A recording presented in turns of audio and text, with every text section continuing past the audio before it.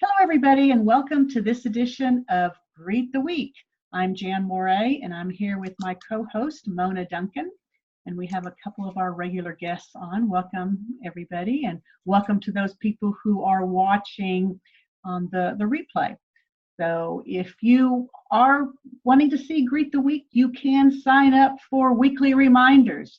You have to go to the wglasser.com website and go into push the join, and you can find the link in order to get the weekly reminders. So this week's topic is an interesting topic for us, and I guess there's more and more awareness being made about this, and it's called Stop the Stigma, a conversation on mental health.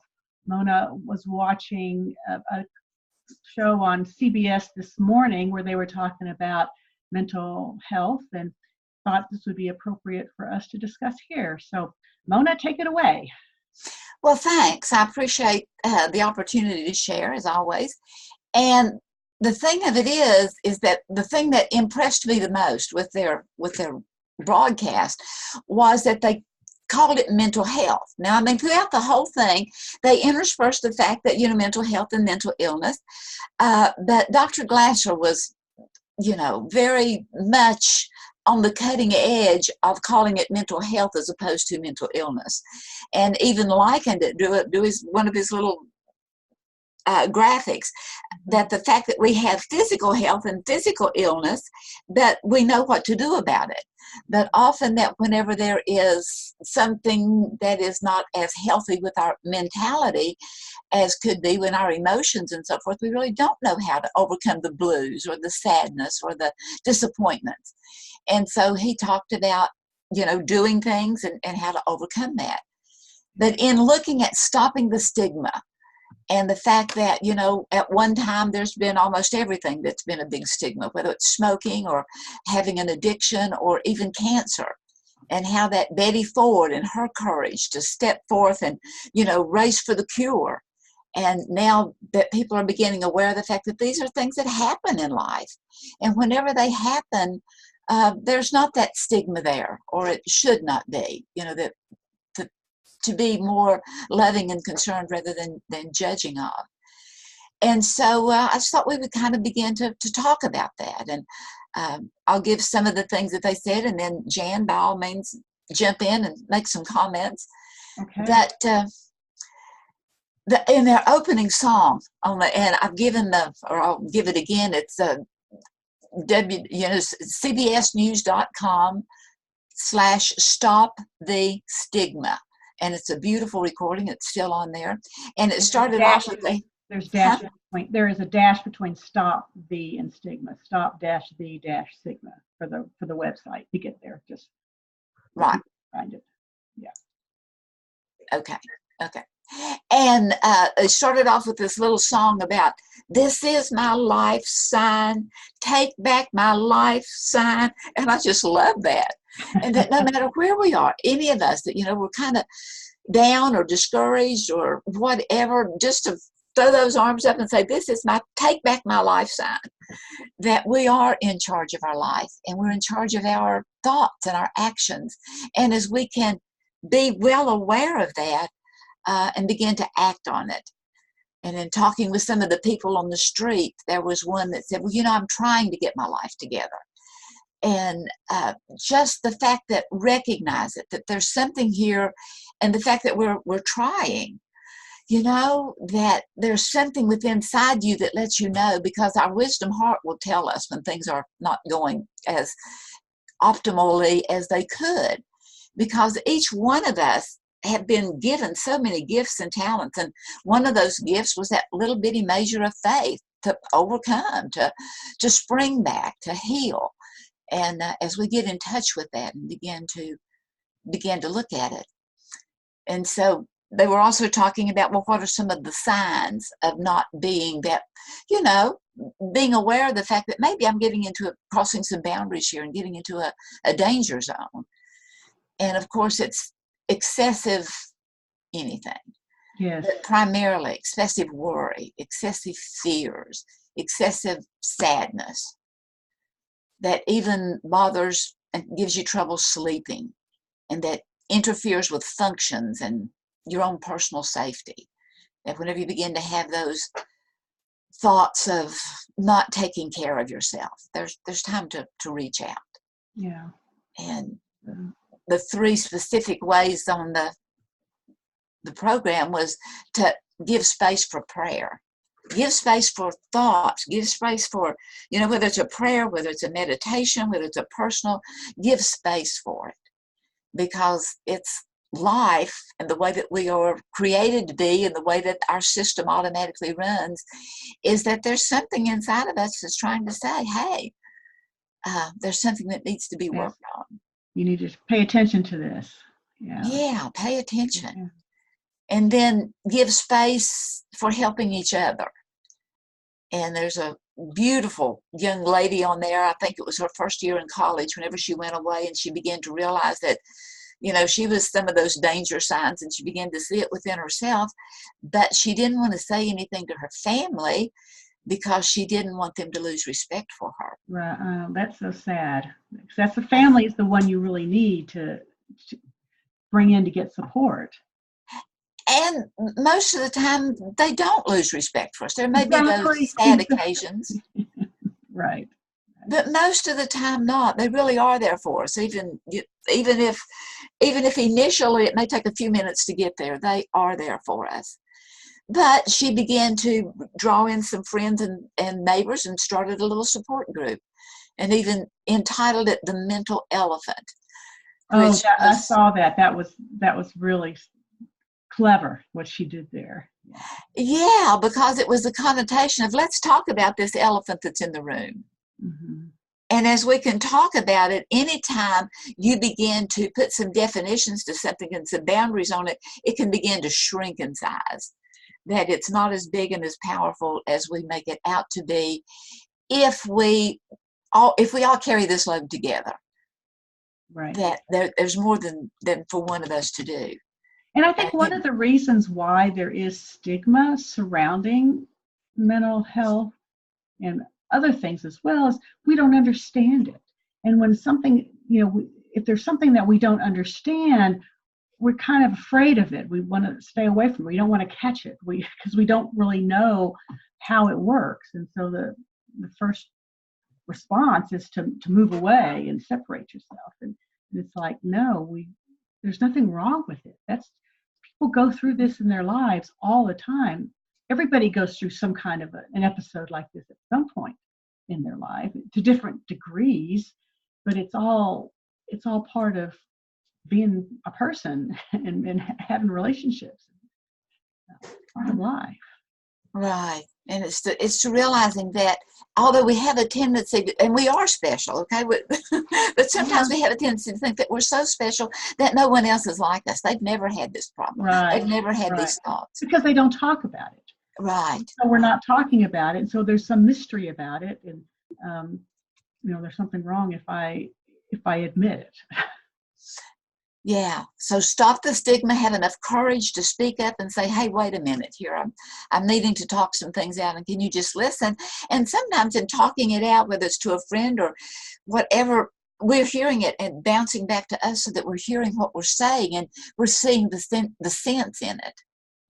The fact that what I'm saying has validity to it. Yeah. And so having that space to help each other, and then there is a space, of course, for professionals, whether that is doctors or rehab or counselors or whatever, and to be okay with that it's not Sign of weakness. Yeah. It's not a sign of weakness. It's not labeling yourself as a leper or whatever. Right, as an undesirable. Right. As a matter of fact, it can really, as you assume and take on that courage to defend yourself and to heal yourself with the help of others and with the help of foods and so forth, then we can be that encourager to help others also. Mm-hmm. And they had some very professional people on there that Jane Pauley, for one, that talked about the fact that she was diagnosed and still has symptoms of bipolar. And how that for her initially, she did want to keep it quiet and just her husband and just a very select few to know anything about it. And that everyone does deserve that recovery time in private. And one of the things that she said in the process of that was that in all the things that she was learning about the thing, that she made the decision to get better. Right. And of course, that's always from the very initial writings of Dr. Glasser, is that we need to make that decision for ourselves because we are in control of our thoughts, which is part of our total behavior. Of not only the thinking, not only the acting and not only the doing and the physical emotions and the physical health, but the decision to what we think and how we think. And Jan, whenever you were bold enough and shared with us about depression, what was your title for that? Oh, I am the antidepressant, or the one that I did for Making Sense of It. Yeah, I am my own antidepressant. Right, I am my own antidepressant. Because you are. I'm of the. I follow what Dr. Glasser said, that I really don't believe that mental illness exists, because there's nothing physiological, but we won't get into that discussion here. And so I had that mindset because I had already read about, I learned about Glasser when I was going through the depths of my depression, and it made sense to me that I could be in control. I could be in charge of what was going on. It was a tough thing for me to admit that I was depressing, that I was trying to get attention, that I was trying to control others by depressing. And that's a very, very hard, difficult concept for a lot of people to grasp. And I think it's just because it's uncomfortable. You don't want to believe that you're the one causing it, or not so much causing it, but you're the one that's not effectively handling it. And so to learn how to handle it more effectively and say, okay, I do have a choice in how I respond. I don't have to allow these people to say these things to me. And if I feel bad about it, why? It's not that they're making me feel bad. It's thoughts that I have. I don't have good thoughts about myself. So I need to start to change first, where I change my thoughts about myself, and then others will change because they'll see a change in you. And it's just so hard for people to accept that, I think, that you need to make the change first. Right, because we teach people how to treat us. Right, exactly. We teach them how to treat us, whether they can dump things on us. And it's recognizing for ourselves that I have allowed myself to be intimidated. I have allowed myself to grieve excessively. And the thing of it is that, whenever in the program, whenever Lady Gaga's mom began to talk and talk about, we all know her as Lady Gaga, but she called her Stephanie, which I did not know her. I didn't either. That was new for me too. Yeah.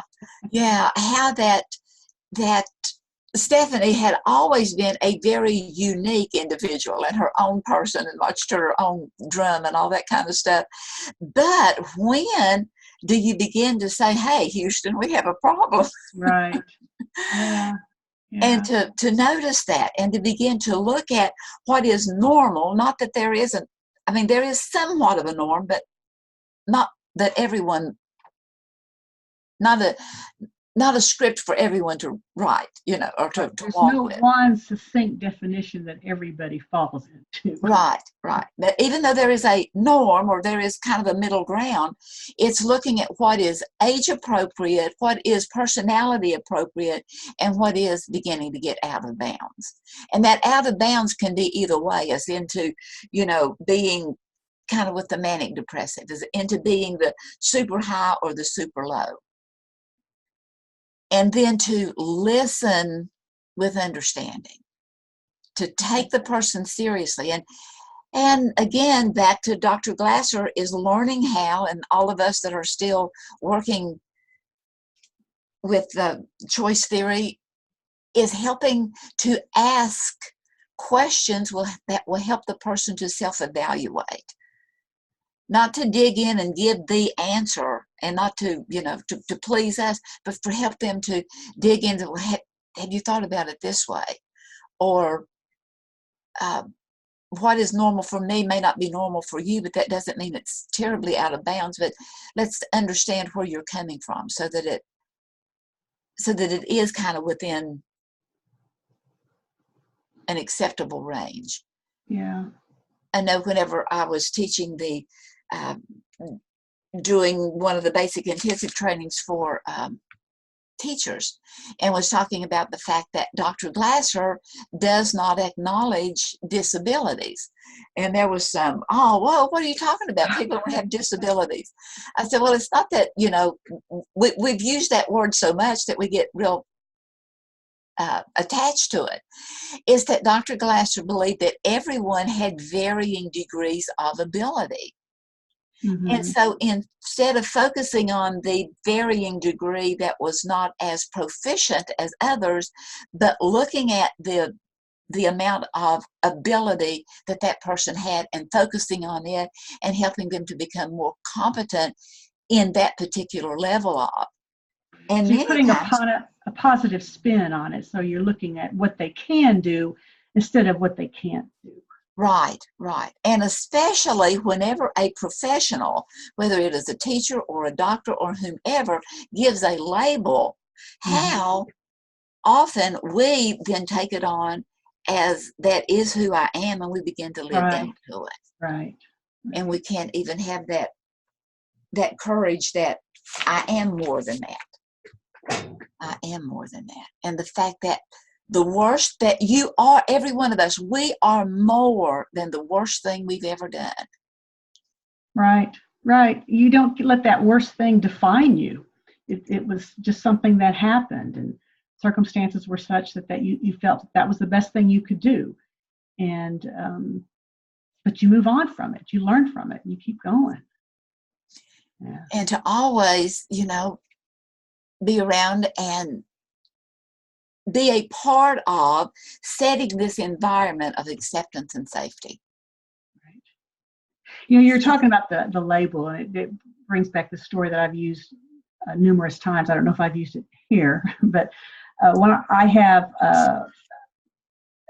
a type of anemia that's genetic, and it's I have the minor version, but I do have anemia. Whenever a doctor, somebody sees my blood, they go, wow, your blood cells look real funky. I said, yeah, they do, but I've learned to live with it, and it really doesn't affect me at all.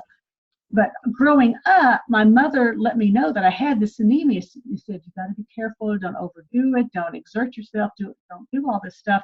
And so I didn't try, because I thought I couldn't exercise, I couldn't run, I couldn't play sports because I had this anemia. Mm-hmm. But then I hiked the Grand Canyon. I went all the way down with the backpack and hiked all the way back up. And I'm like, I did pretty well for somebody who can't exert herself very much. And I had spent all those years following that label that I couldn't do things, because she just kept telling me, you can't do it. And I said, yes, I can. And so these labels that define you, that you live by, to say that I can't do that because I'm this. Like, well, who's this? And why not test the waters? Why not see how far you can go? I wasn't the first. I wasn't the fastest. I wasn't the first one to finish, but I finished, and that's all that really matters. Right, and it's that fear. It was a loving fear that the mom didn't want you to exert yourself and to overdo, because it was a caring. But sometimes in our caring, it's not that caring. Right. Because we do hurting limit the person. We're keeping them from reaching their potential because we're holding them back. Right. And sometimes we may even think, whatever kind of a label it is that we put on someone, that we're helping to protect them.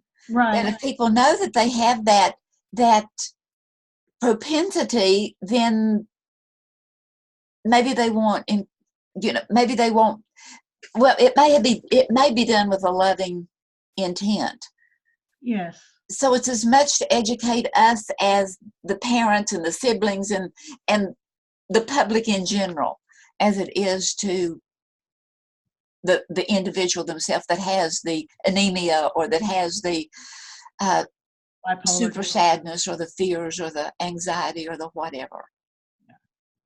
And I think a lot of things are done in a loving manner as a way to protect our children, to protect people, but we may not need all that protection. Right. My sister, she and I were talking the other day, and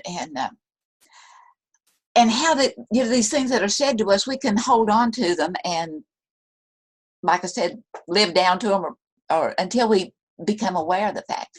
But my sister gives credit for my being on planet Earth, in that she vows and declares that for 5 years she begged for a baby sister, and finally they gave in to her. That she loved me to a fault and mothered me to excess. That she told this story and would tell it all the time, and I brought it to her memory just the other day. That she mopped the floor, and I was sitting I was on the couch, and she'd mopped the floor, and she gave me the ultimatum that I could either go outside or I could stay there until the floor dried. And I didn't want to go outside, so I was going to stay there. And she said, well, you cannot get off that couch until this floor dries. Well, in the meantime, my mother from the other room hollered for me to come in there. And my sister would not let me get down. She said, you cannot get down. I told you couldn't. You got to stay there. And Mother was not real happy that she came in the other room, and why am I not listening to her? And anyway, I made the comment to my sister. I said, you know what? It took years, and I mean literally years. I was like in my mid-20s before I could ever say no to her and mean that my answer was no. Because if she said it, I felt like I had to do it. And sometimes we can take those labels, we can take those things, and we think, I don't have any power over it. And it's realizing the fact that I have allowed you to give this power over me. Mm-hmm. Right. I have allowed you to intimidate me. I have allowed you to control me. And it was so refreshing that Dr. Glasser lovingly and kindly would, in all of his books, would point out how that we can begin to think for ourselves and act for ourselves and realize that we are self-determining. Mm-hmm. To a large degree, not 100%, but more than we take initiation to exercise, whether that's a disability or a emotion. And we get to decide how much we do and how much we allow that disability to hold us back. It's not that we're letting somebody else tell us how much we can do or what we shouldn't do, or that we have to make that decision for ourselves. And maybe we do overexert ourselves and find out, okay, that was not such a smart thing to do. But sometimes you just have to test it out and see what works for you. Because if you don't try it, you'll never know. Yes, definitely. And my sister, she passed away this past week, and her service is coming up this Wednesday. And one of the things that we put on the memorial program was a quote that her own words that she had written down to let the family know. And she chose to be cremated as opposed to a burial. And I put it down at the bottom of the program, this is my own decision. Because she was really good, at letting you know where she was coming from. And so I just would encourage other people to know your own heart, know your own mind, and be bold to, it's kind of that, it's not deliberately hurting anyone else, but it's certainly being true to yourself. Right.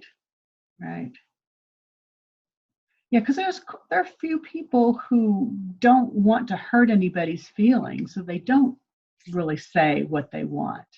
They'll say whatever you decide is best. But it's better if they can decide, if they can at least talk through it with you.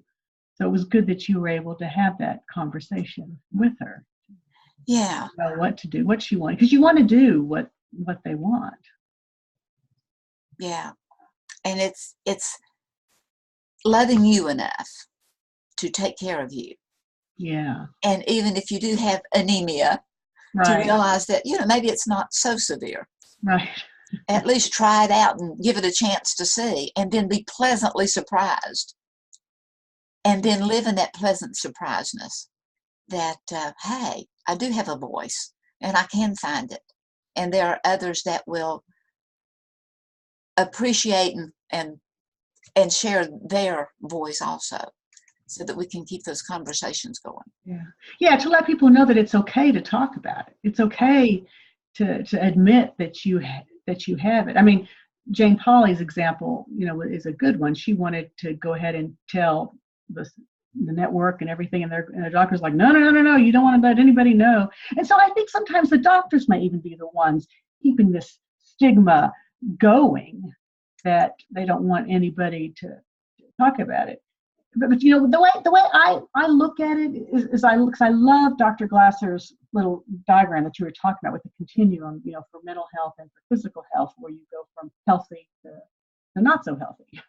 And so I equate mental illness, or I call it mental fitness, and that the same as physical fitness, is that we just don't know how to be better. But it should have no more stigma than being overweight. Being overweight is a symptom of physical health. If I'm not taking care of myself, the pounds are going to start piling on. And with emotional health, there are things that we can do so that we don't get depressed. We don't do all the symptoms that are listed for all the different so-called diagnoses. And but it's gaining understanding of what it is and what I need to do about it. And then if I can define it, if I can understand what happens when I get into this state, there's no more mystery around it anymore. I've learned myself. I've learned how my brain works and how it gets me into the dumps. It starts that circular thinking that's pulling me down. I have to stop it and say, no, we're not going there. I got to go out. It's like, when you start putting some pounds on, you'll go out and you start cutting down on what you're eating. You'll start exercising more. It's the same as with mental fitness. You start seeing yourself going down that path of feeling down, and you say, no, I've got to get out of the house. I've got to call a friend. I have to do something. And then it works. And then then there really is no stigma. There's no, because it's just a natural part of life, and we just need to learn how to help ourselves to be better. Right. It's not just something that we leave to chance. Yeah. And so in drawing this to a conclusion, it's learning to set an environment of acceptance and safety with everyone, just everyone, because knowing that everyone is carrying some kind of a burden. Yeah. Some of our challenges are obvious, but many of them are not. They can even be hidden. So as we offer grace and compassion to everyone, we're allowing room for the named and the unnamed struggles to coexist, and to maybe get some hints, that we can live every day with awareness and compassion for everyone and whatever may be weighing them down. And maybe speak a word of encouragement that, hey, the worst thing that you've ever done, that's ever happened to you, you're bigger and better than that. Right. Great final words, Mona. Thank you for that. Thank you for this topic. Very sorry to hear about your sister, but it sounds like you had some good discussions with her at the end that I'm sure were very helpful for you. So thanks everyone for joining in, and we'll be back again next week with another edition of Greet the Week. Thank you.